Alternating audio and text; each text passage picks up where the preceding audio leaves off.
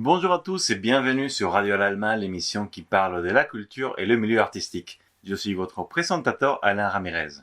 Il y a un an, nous avions parlé du festival Plein Feu sur la Jeune Création, organisé à Paris par le Théâtre de l'Opprimé.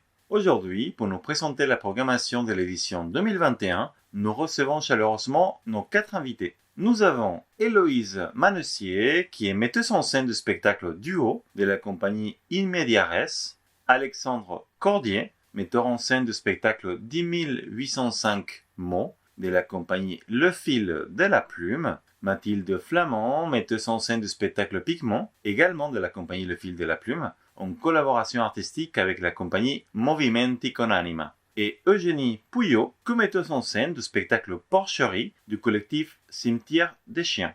Bonjour tout le monde, merci d'être là avec nous aujourd'hui pour nous parler de ces beaux spectacles. Donc on va faire un petit tour des 4 spectacles, comme ça, dans l'ordre de passage du festival Plein Feu. Et pour commencer, du coup, on va avec Héloïse. Héloïse, qu'est-ce que tu peux nous dire du spectacle duo? Alors, l'idée au tout départ était d'expérimenter comment on pouvait travailler avec des langues différentes au plateau. C'est né pendant le premier confinement avec le fait que je me trouvais avec Magdalena Laubich, qui est une des comédiennes du spectacle, qui est allemande. Et avec le fait que les frontières étaient fermées, on se sent plus envie de faire des spectacles avec des langues différentes et avec des comédiens qui venaient de pays différents et que c'était important. C'était d'autant plus important. Et donc, l'idée du spectacle est née à partir de cette chose-là, de l'envie de créer des ponts et de sortir des frontières et du coup plus largement que ça, sortir des frontières des pays, mais aussi par exemple du coup j'ai réuni 5 comédiens qui n'avaient pas la même formation du tout, qui se connaissaient pas au départ. L'idée était aussi de travailler sur des thèmes qui nous déplaçaient ou qui nous emmenaient à des endroits qu'on ne connaissait pas. Et c'était un peu l'idée centrale du projet. Donc voilà, en présentation peut-être, je pourrais dire ça. D'accord, génial.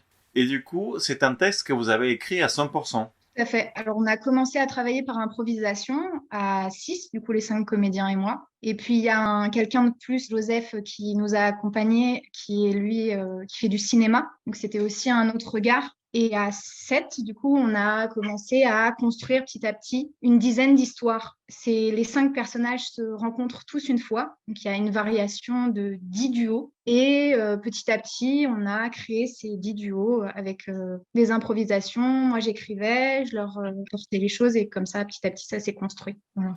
Si je comprends bien, dans ces 10 duos, c'est 10 scènes ou 10 petites histoires. Est-ce qu'elles se croisent? Est-ce qu'il y a un fil conducteur entre elles? Comment ça se passe? L'idée, c'était que ce soit vraiment des fragments qui puissent vraiment exister en tant que tels, que ça soit 10 histoires comme 10 petits contes, mais qu'on fasse un jeu d'écho et que du coup, on puisse se dire, tiens, c'est drôle, dans ce duo-là, il y a telle chose et dans celui-là, il y a ça, peut-être que ça peut me raconter ça. Et donc, il n'y a pas vraiment de fil directeur dans le sens d'une histoire qui serait commune à tous les duos. Mais il y a énormément d'échos et donc nous, en tant que spectateurs, on peut se faire nos histoires à nous et se raconter beaucoup de choses. Et c'était un peu l'idée, de laisser très libre le spectateur enfin de laisser plein de possibles, en tout cas, mais qui soit très clair, mais qu'on puisse rêver un peu à partir de cette chose-là. D'accord. Tu parlais des langues, voilà, de l'Allemagne et tout ça. Est-ce que il y a aussi des duos qui seront peut-être en langue étrangère ou traduits ou tu parlais pareil de la vidéo. Est-ce qu'il y a des sous-titrages?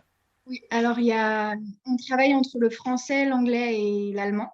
Donc il y a les 3 langues qui existent dans la pièce. À chaque fois, on essaye d'utiliser les langues de telle manière qu'on n'a pas besoin de comprendre la langue pour rentrer dans l'histoire. C'est-à-dire que c'est pas forcément le sens des mots, mais la manière dont c'est dit. Et du coup, c'était un peu l'idée d'utiliser des langues d'autres manières. Enfin voilà, que ça soit pas que un sens où on ait absolument besoin de connaître la langue. Ça, c'est une première chose. Et on a développé aussi des duos qui sont muets, par exemple, où enfin, c'était un peu l'idée d'explorer comment on communique et qu'est-ce qui fait sens aussi. Est-ce que c'est les mots? Est-ce que c'est la manière dont on le dit? Est-ce que c'est l'émotion dans laquelle on l'a dit? Est-ce que c'est des signes? Enfin voilà. Donc c'est presque plus large en fait que la question des langues en soi. Et il y a des duos qui sont franco-anglais, franco-allemand, anglais-allemand. Voilà. C'est-à-dire que même si tu parlais avec ton équipe de travail des langues et tout ça, c'est un travail beaucoup plus corporel en fait, peut-être plus gestuel, plus dans le visuel. Il y a un duo entre deux amis qui est complètement muet, de 10 minutes, par exemple. Et donc, où l'enjeu, c'était vraiment de faire passer des émotions assez fortes et de vraiment raconter une histoire, mais qu'on n'ait quasiment pas de mots et qu'on voit qu'il y a énormément de choses qui passent entre eux, mais qu'on n'ait pas besoin de la parole, pour donner un exemple. Ok, parfait. Une dernière petite question sur le collectif. Est-ce que tu peux nous le présenter?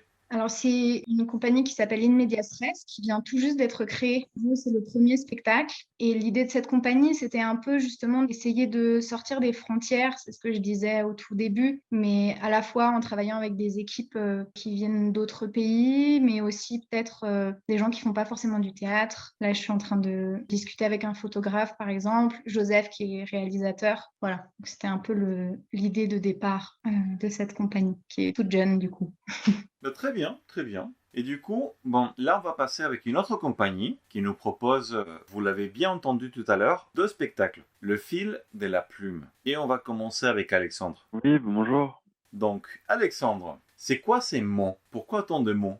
Pourquoi autant de mots? Parce que c'est les premiers. Ils sont un peu jaillis sur l'écran de mon ordinateur. Ils se sont retrouvés à 10 805 sur la page de l'ordinateur et ne sachant dire vraiment de quoi il s'agissait, j'ai décidé de les nommer ainsi. C'est une première écriture, c'est aussi une première mise en scène pour moi. Et 10 805 mots est produit par la compagnie Le Fil de la Plume. Je cite quand même mes compères, je vais citer de Rebecca Jodorowsky et à l'interprétation, j'ai Hugo Merck, Milena Sansonetti, Marie Seguin et Benjamin Sulpice. Voilà, nous jouerons donc du 15 au 19 septembre à plein feu. Donc ouais, 10 805 mots, c'est parti d'une idée. J'avais un thème que je souhaitais développer qui était je me suis toujours tu et là je vais parler. Et donc c'est paradoxal de dire qu'on parle en écrivant, mais voilà, en fait je me suis beaucoup retrouvé dans ce média qu'est l'écriture. Et petit à petit c'est construit l'histoire de ces quatre jeunes étudiants aux Beaux-Arts de Paris qui, au soir de l'exposition la plus importante de leur vie, se déchirent et en fait finalement ne se comprennent pas du tout. Donc voilà, à peu près pour 10 805 mots. Voilà. D'accord, d'accord. Là, tu parles de ta première écriture, mais est-ce que c'est ta première expérience en tant que metteur en scène aussi? Peut-être que tu avais fait des commises en scène ou quelque chose?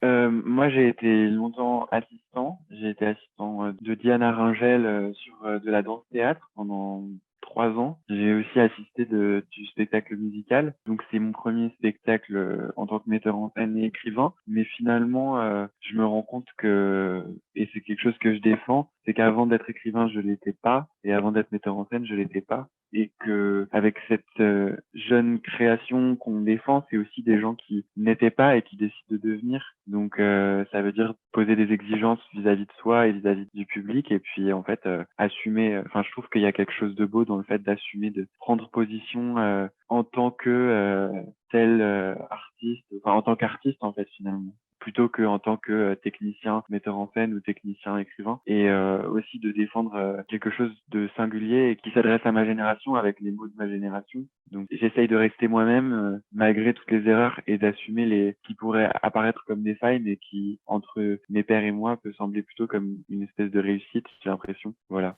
Enfin, de toute façon, on va dire que toutes les failles servent à quelque chose. Donc, peut-être que c'est des bonnes failles, hein, justement, hein, que tu n'as pas prévues, mais qui vont être hyper belles, hyper créatives, ou sinon, bah, tu apprends ce qu'il ne faut pas faire. Hein. Donc, voilà, c'est toujours bien, en fait, de faire des bêtises aussi. Ce qui est très intéressant aussi dans le métier, dans l'artistique, toujours faire des expériences, tester des choses. Donc, bon, on va voir comment ça se passe. Mais bon, par rapport à ce spectacle, qu'est-ce que tu dirais que c'est la thématique ou les thématiques principales? Et je dirais qu'il y a une thématique. En fait, il y a plusieurs thématiques qui s'imbriquent. La première, ce serait les non-dits entre les amis, le fait de croire qu'on avance dans le même chemin juste parce que on s'habille pareil ou on parle de la même façon. Ça, c'est la première chose, c'est non-dit, ou plutôt ce vide entre ce qu'on se dit que les non-dits. Et la deuxième chose, il y a une portée plus politique où j'essaie de porter un propos sur le marché de l'art tel qu'il est aujourd'hui, où on est amené en tant qu'artiste à produire des œuvres qui sont vendues et on se résume à devenir des producteurs de biens de consommation, au même titre que les spectacles aujourd'hui sont vendus. On parle de sessions de spectacles, on parle de budget, enfin, il y a tout ça qui s'installe et on s'éloigne complètement de la création En fait, sans même s'en rendre compte, dès qu'on est jeune artiste, on commence à créer des biens de consommation, alors qu'on se revendique être des gens qui ne font pas partie du monde capitaliste. Donc ça, c'est un des gros sujets du spectacle. Qui est très intéressant. Parce que c'est vrai que de plus en plus, on pense à l'art comme un objet pour vendre et revendre, et on oublie complètement le côté artistique. Souvent, on fait des copier-coller d'un spectacle à un autre, ou l'on prend un spectacle parce que on sait forcément que ça va marcher, que ça attire du monde, sans vraiment avoir une volonté créative derrière. Donc c'est très beau que tu essaies de relancer ça avec ton spectacle. Oui, et puis pour dire une dernière chose sur ce sujet, si on change la façon dont on produit les spectacles, je pense qu'on change aussi la façon dont on peut les recevoir. Moi, j'ai beaucoup travaillé en éducation populaire et tout le travail que je fais chaque année de manière bénévole, c'est d'amener les spectateurs à saisir l'œuvre pour eux-mêmes et pas comme quelque chose qu'ils vont absorber puis oublier. Donc, je pense que ça a une valeur à la fois pour les artistes et à la fois pour les spectateurs. Parfait, ben, on a hâte de voir ça. Mathilde, déjà, avant de commencer à te demander sur Pigment, puisque du coup tu es avec Alexandre dans une compagnie qui nous présente 2 spectacles, qu'est-ce que tu peux nous dire de la compagnie Le Fil de la Plume?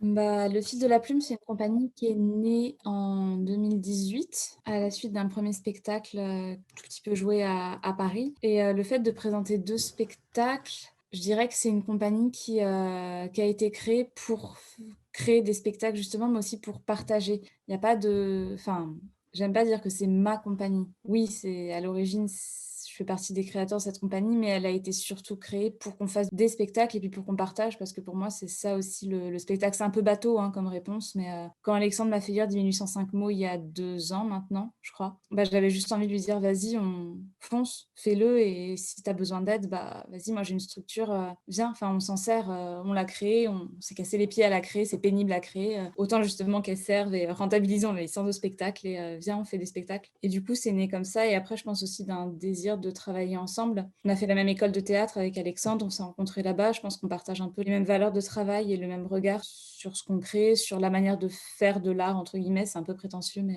d'essayer en tout cas de faire de l'art. Et je pense que voilà, il y avait un désir de travailler ensemble, et il y a aussi le fait que du coup, Alexandre est metteur en scène, il est auteur, mais il est aussi comédien parce qu'il joue dans Pigment. Donc voilà, on peut dire qu'on a envie de travailler ensemble, en tout cas, c'est le moins qu'on puisse dire là-dessus.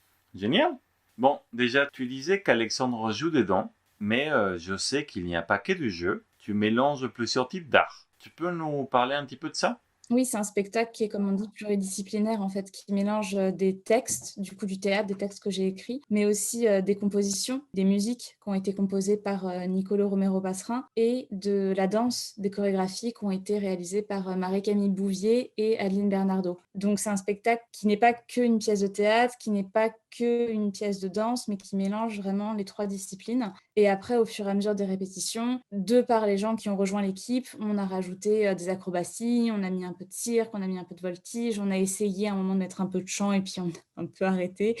On a, disons, une équipe qui est hybride, qui est hétéroclite et qui bouge, enfin, qui fait énormément de choses, qui travaille dans énormément de domaines. Et moi, j'avais vraiment envie de ça en créant ce spectacle aussi, de partir des gens qui composaient l'équipe pour amener à, je ne sais pas si résultat c'est le mot, mais en tout cas, à un spectacle à la fin. J'avais vraiment envie de travailler à partir des gens qui étaient là. Un spectacle tout-terrain, on va dire. Un peu. Bah oui, un peu, parce que ça inclut aussi de se casser un peu la gueule des fois, et c'est un peu ce qui s'est passé. On a eu des doutes. En plus, nous, on a commencé à créer ce spectacle Alors, on avait bien prévu notre coup. On avait commencé à travailler en janvier 2020 avec une première présentation qui devait avoir lieu en juin 2020. Autant vous dire qu'on avait bien organisé la saison. Donc, on a eu des doutes, on a eu des gros moments d'arrêt. On a dû faire, je sais pas, peut-être 4-5 répétitions, et puis bim, c'était même pire que ça. Je crois qu'on a fait genre 2 répétitions. On était sur un week-end. Le samedi, on a répété le matin, on devait répéter le dimanche matin, et puis en fait, non, parce qu'il y a eu fermeture des bars, des lieux de culture, et puis le lundi, confinement général en mars. Donc on s'est arrêté, puis toute l'équipe a repris, on a tous repris en juillet 2020, puis on a repris sur l'année suivante, et on a traversé les confinements, on a eu recours à l'activité partielle, on a vu des dates s'arrêter, enfin... Au final, je me dis que c'est ça aussi qui nous a un peu soudés. c'est une équipe où on travaille ensemble depuis quasiment 1 an et demi, donc c'est long comme temps de création pour un spectacle et je me dis que si ça a tenu et si ça tient maintenant et si ça a marché aussi, c'est parce qu'on était aussi soudés et qu'on a traversé tout ça ensemble et au final, c'est un peu de ça aussi dont parle dont parle Pigment. Pigment, c'est l'histoire justement c'est pas une histoire. Pigment, ça raconte une dizaine de jeunes, donc musiciens, comédiens, danseurs, qui se posent tous autour de la même problématique de comment on fait pour trouver sa place aujourd'hui dans une société dans laquelle on se retrouve pas, qu'on cautionne pas forcément. Alexandre parlait de capitalisme tout à l'heure, le spectacle d'Eugénie, ça parle de la désobéissance. Héloïse parle des rapports, des frontières, des choses qui sont ouvertes, fermées, des histoires de rencontres. Finalement, j'ai l'impression aussi que Plein Feu, qui parle de notre génération, tous ces sujets-là, en fait, font partie vraiment de ce que nous tous, on traverse. Et c'est aussi ça un peu qui se retrouve dans Pigment. Voilà, je savais pas à l'époque, on s'est pas rencontrés, etc. Mais au final, le fait que tout ça se retrouve, c'est pas un hasard. Je pense que notre génération, entre 20 et 30 ans, on est tous traversés par les mêmes questions qui sont qu'on cautionne plus forcément le monde dans lequel on vit. En même temps, on voit pas trop comment le changer, en tout cas de manière radicale. Et puis, on regarde beaucoup ce qui s'est passé dans l'histoire avant. Et on se retrouve un peu là avec tous nos questionnements, nos envies très personnelles, parfois égoïstes et égocentriques, mais qui au final, en fait, nous rejoignent tous, nous traversent tous. Je diverge là complètement. Non, non, c'est très bien. C'est très bien. Et de toute façon, ça répond justement à ce que c'est ce festival. Le festival Plein Feu sous la Jeune Création. C'est toujours comme ça, en fait. Ça nous apporte des visions, on va dire, nouvelles sur la vie, sur le monde actuel, avec des jeunes créateurs, des jeunes compagnies qui essayent justement de percer en faisant des choix assez intéressants. Donc voilà. Petite parenthèse, c'est génial de vous avoir tous les quatre là. Pardon, je rajoute juste un truc, mais je crois que pour nous aussi, c'est génial de nous être rencontrés. Enfin, on s'est rencontrés il y a quoi? Il y a pas longtemps du tout et il y a quelque chose qui a matché. Alors, est-ce que c'est d'avoir créé ou non, mais animé des spectacles aussi autour des mêmes débats, d'être là au même moment? Mais enfin, je pense que ça nous a tous apporté. En fait, on s'est rencontrés et je sais pas ce qui se passera ensuite, mais on va faire cette édition de Plein Feu et puis on verra où la vie nous mènera. Mais vraiment, on partage tous, en tout cas, ce même désir d'exprimer, de dire et de défendre des choses. Et c'est génial, en fait, à nos âges, de pouvoir le faire aussi comme ça, à travers ça. Complètement. Toi, t'en penses quoi, Eugénie? Bah oui, je trouve que c'est formidable d'avoir cette chance de présenter nos spectacles au Théâtre de l'Opprimé, dans ce cadre Plein Feu, de nous être rencontrés, effectivement, d'échanger sur j'ai pas envie d'utiliser des trop gros mots, quoi, mais si sur un peu nos visions créatives respectives. Parce que c'est vrai que, bon, oui, il y a certainement des choses qui nous rejoignent, mais il y a aussi des choses qui, dans nos créations, sont, je pense, on n'a pas encore vu nos spectacles respectifs, mais qui, je pense, sont aussi très, très, très différentes. Et c'est aussi ça qui est très riche, c'est de voir comment chacun d'entre nous décide de se frayer un chemin là-dedans et d'exprimer ce qu'il a envie d'exprimer au travers de ces spectacles. Et toi, c'est quoi ton schéma avec Porcherie? Alors, le chemin. Alors déjà, moi, je suis en co-mise en scène avec Yann. Donc, je vais donner du nous et puis du jeu, en essayant d'être la plus respectueuse possible de ce qui est sa façon de penser. Mais bon, on communique pas mal, donc a priori, ça devrait aller. Mais le chemin, alors, Porcherie, à la différence des autres spectacles, c'est un texte qu'on n'a pas, nous, créé au plateau ou qui n'a pas été écrit ni par Yann ni par moi, puisque ça a été écrit par Pasolini. Donc, c'est un texte très puissant. Et en fait, avec Yann, on s'est d'abord rencontrés sur un autre projet. On s'est rencontrés autour de Pasolini, c'est-à-dire qu'on a tous les deux une espèce de passion, en tout cas un intérêt très très fort pour l'œuvre de Pasolini de manière générale, qu'elle soit théâtrale mais aussi cinématographique ou tous ses écrits quoi, de manière générale. Et partant de là, pendant le confinement, bon là je vais faire un peu un petit storytelling, n'est-ce pas? Yann m'appelle en plein confinement en me disant Eugénie, j'ai rêvé qu'on montait à Fabulazione de Pasolini. Et donc moi je me suis dit bon ok, je relis la pièce, etc. Et je relis la pièce et en fait, pendant que je relis la pièce, j'arrête pas de me dire non, Porcherie, Porcherie, Porcherie. Parce qu'effectivement, bon, même si Fabulation est une super pièce, il nous a semblé que les thématiques de Porcherie étaient beaucoup plus puissantes et on avait plus, comment dire, nous parlait davantage à nous, jeunes gens aujourd'hui. Donc voilà, donc finalement, ça a été Porcherie dans la plus grande joie. Et donc, du coup, je me ferai un petit chemin pour dire pourquoi c'est celle-ci et pas une autre. Enfin, de quoi parle Porcherie, qui est une pièce assez difficile à résumer. En gros, si on prend la trame linéaire de l'histoire, disons, c'est l'histoire de Julien, qui est un jeune homme d'une vingtaine d'années, qui est le fils d'un gros industriel, d'un puissant monsieur dans l'Allemagne des années 60, c'est-à-dire dans la reconstruction après-guerre. Et Julien a un secret qui est un peu particulier. Et en fait, tout son entourage, donc ses parents, sa petite amie, vont essayer de comprendre ce secret. Parce qu'en fait, on peut le dire, hein, il a une obsession pour les porcs, voilà, on va en rester au mot de obsession. Et en fait, ce qui nous a passionnés là-dedans, c'est pas tant l'histoire des porcs pour les porcs, c'est plutôt que Julien, par cette obsession, propose une autre manière d'être au monde. C'est-à-dire que tous les autres personnages essaient, je résume un peu grossièrement, mais disons que la plupart des personnages essaient de soit de maintenir les choses comme elles sont, soit de se positionner en opposition avec ce qui a été, donc soit d'obéir, soit de désobéir. Et en fait, Julien propose une troisième voie qui n'est ni dans l'obéissance ni dans la désobéissance, qui est la voie de l'existence et du rapport au monde au travers de l'amour et de l'obsession pour quelque chose. Et en fait, la trajectoire de Julien nous invite à nous interroger là-dessus. Est-ce qu'il n'y a pas d'autre manière d'exister que juste en se positionnant? On peut juste accéder à d'autres manières de voir. Voilà. Donc je crois que c'est ce qui nous a vraiment attrapés dans Porcherie en premier lieu, même si ce n'est qu'un tout petit bout de tout l'intérêt de cette pièce magnifique. Bah, c'est très bien. C'est un bon intérêt. Oui, et pas mal. Comment vous avez travaillé à deux cette pièce? Est-ce que vous êtes parti beaucoup dans l'image ou plutôt dans le texte, dans la musique? Quelle est l'ambiance que vous avez choisie? Alors, avec Yann, ce qui est super, c'est que esthétiquement, en général, on est toujours assez d'accord et nos imaginaires convergent fortement. Donc, pour tout ce qui est esthétique générale du spectacle, on se rejoint énormément. Mais c'est vrai que la clé d'entrée du travail, principalement, ça a été d'abord le texte, parce que c'est un texte très, très écrit. C'est écrit en vers, c'est exigeant, disons, dans l'abord. Et donc, dans un premier temps, notre travail, c'est on a rencontré un universitaire spécialiste de Pasolini, avec lequel on a beaucoup discuté de la traduction, pour être bien certain d'avoir tout, j'allais dire compris, mais c'est pas tant compris que attrapé, quoi, saisi bien. Et après, c'est vrai qu'on a attaqué par là avec les comédiens. Nous, en parallèle, évidemment, on avait déjà plein d'images, mais il y a eu le premier travail, ça a été de s'emparer du texte. Et ce qui a été très, très, très joli, c'est que les comédiens, dans un premier temps, ont eu presque, peut-être pas peur, mais en tout cas, ont eu des appréhensions par rapport à la prise en charge de cette parole. Et au fur et à mesure, en fait, plus on travaillait dessus, plus tout le monde était passionné par cette écriture. Et donc ça a été une émulation collective qui a été trop belle à voir à naître et à déployer par ailleurs, quoi. Et donc ensuite, même si les choses se sont mêlées bien sûr, mais ensuite on a introduit tout ce travail autour du texte, de la parole, de l'incarnation des personnages dans le dispositif scénique et esthétique qu'on a mis en place avec Yann. Voilà. C'était peut-être un peu confus, je sais pas. Non, non, c'est très bien. Donc, j'aurais juste une petite dernière question pour tout le monde. Est-ce que vous pourriez me dire en un mot ce que chacun de vos spectacles représente? Bon, allez, soyons sympas. 3 mots maximum. Ça peut être une mini-phrase aussi. Allez, moi je me lance. Allez, Mathilde. Quelque chose d'inachevé. Quelque chose d'inachevé. Ok, intéressant. Moi, je dirais un bordel contemporain sensible. Un bordel contemporain sensible. Ok. Oui, c'est vrai que par rapport à vos deux spectacles, c'est la même compagnie, donc je vois les liens conducteurs entre ça. C'est très bien, c'est très bien. Et pour Duo et pour Chéri? Moi, je dirais tous des cochons. Tous des cochons. Très intéressant, Jenny.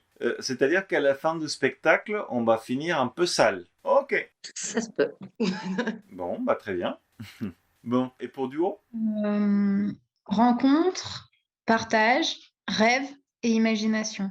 Ah, c'est joli. Ok, c'est joli comme mélange, ça me va, très bien. Tricheuse un peu, hein, t'en as fait 4. Mais pour moi, ça va. Il y a 2 et 2.